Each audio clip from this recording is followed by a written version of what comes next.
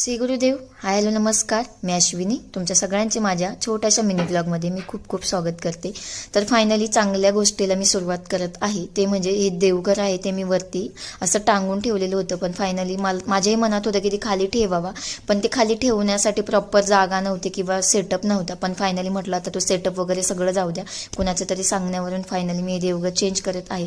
तर अशा प्रकारे मी 2 स्टाईल वगैरे घेतल्या, छान स्वच्छ धुतल्या आणि त्याच्यावरती आता व्यवस्थित देवांना मी मांडून ठेवत आहे. मस्त वस्त्र वगैरे ठेवलेत. तर इथे मी माऊलींचा आशीर्वाद घेते आणि पुढच्या कामांना सुरुवात करते.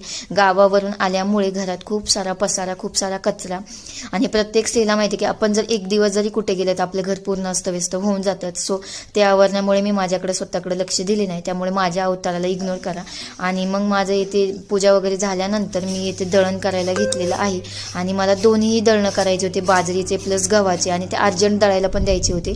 त्यानंतर मी स्वराजला स्कूलमधून घेऊन आली आणि इथे पडता वाचले कपडे वाळू घालायचे होते. तर माझं चिमुकलं, माझं पिल्लू मला इथे हेल्प करते चिमटे लावण्यासाठी. तर निसर्ग, नेचर म्हटल्यानंतर मन अगदी प्रसन्न होऊन जातं. पहा तुम्ही, पूर्ण ज्या काही सह्याद्रीच्या रांगा अगदी हिरव्यागार दिसतात आणि ते पाहून मनाला असं कुठंतरी आनंद सुद्धा तितकाच भेटतो. आणि घरात आल्यानंतर आम्ही येत्या त्या शाळेमधून खाऊ आणला होता आणि माझं पिल्लू त्याचा आस्वाद घेत आहे.